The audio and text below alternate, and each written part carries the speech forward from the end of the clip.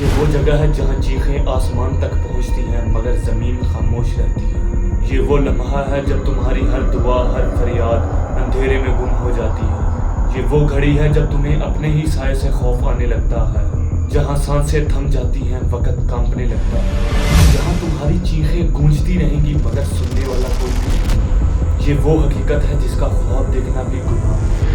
شاید آپ کو معلوم ہوگا کہ میری آج والی ویڈیو کافی لمبے عرصے کے بعد ہے، تو اس ویڈیو کو ضرور دیکھنا کیونکہ یہ ویڈیو بہت ہی زیادہ خطرناک اور ڈراؤنی ہے۔ یہ ویڈیو میرے ایک سبسکرائبر فیصل نے بھیجی ہے جو کہ خانپور کا رہنے والا ہے۔ یہ سٹوری خانپور کے ایک ویران علاقے کی ہے، تو چلیں آئیں ویڈیو کو شروع کرتے ہیں۔ میرا نام فیصل ہے۔ یہ واقعہ سن 2016 کا ہے۔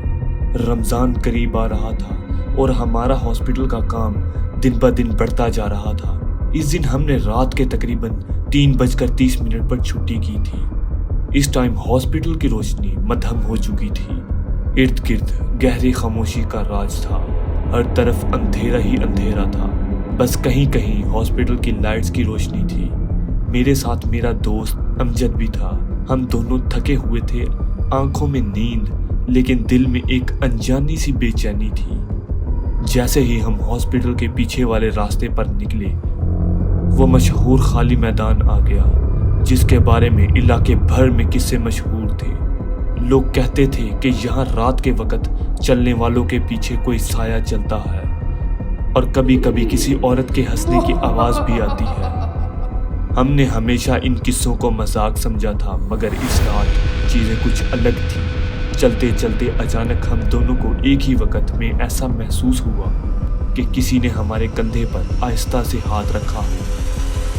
امجد نے فوراً مڑ کر دیکھا لیکن پیچھے کوئی بھی نہیں تھا۔ میں نے دل ہی دل میں استغفار پڑھا اور قدم تیز کر دیے، مگر جیسے ہی ہم قبرستان کے نزدیک پہنچے، ہوا اچانک سے سرد ہو گئی۔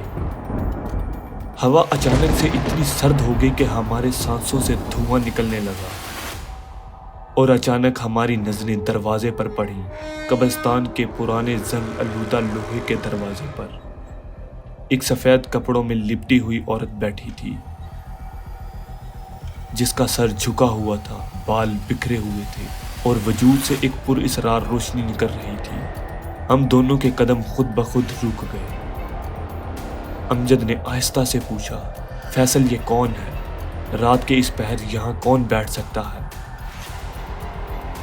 میرے حلق میں کانٹے پڑ گئے تھے، آواز تک نہ نکلی۔ اچانک اس عورت نے سر اٹھایا۔ اس کی آنکھیں جلتے ہوئے انگاروں کی طرح لال تھیں اور پھر ایسا بھیانک تیز کہکا لگایا کہ ہم دونوں کا کلیجہ منہ کو آ گیا۔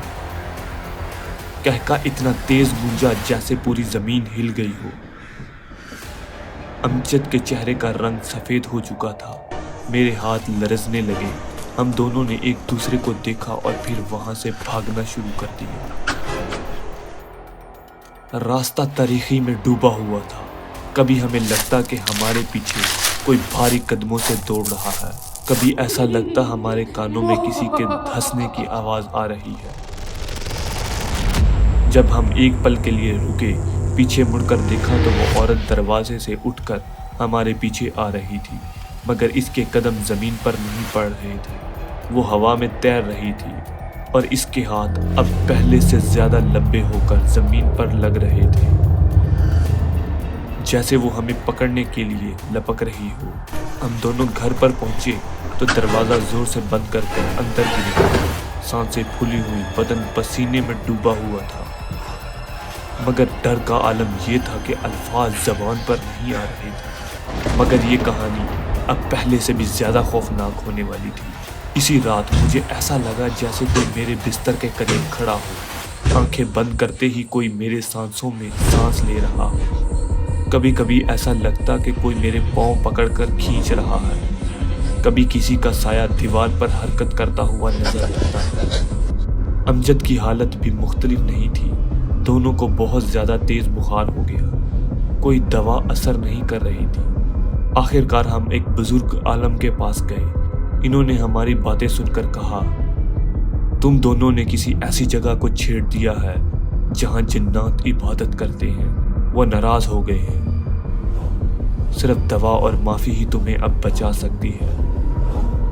انہوں نے ہمیں دم کیے اور تعویذ دیے، مگر کئی ہفتوں تک رات کے وقت کسی کی موجودگی کا احساس ہوتا رہا۔ کبھی کھڑکی پر دستک، کبھی دروازے کے نیچے سے کسی کی انگلیاں اندر آنے کی کوشش کرتی، کبھی اندھیرے میں کسی عورت کے سسکنے کی آوازیں سنائی دیتی۔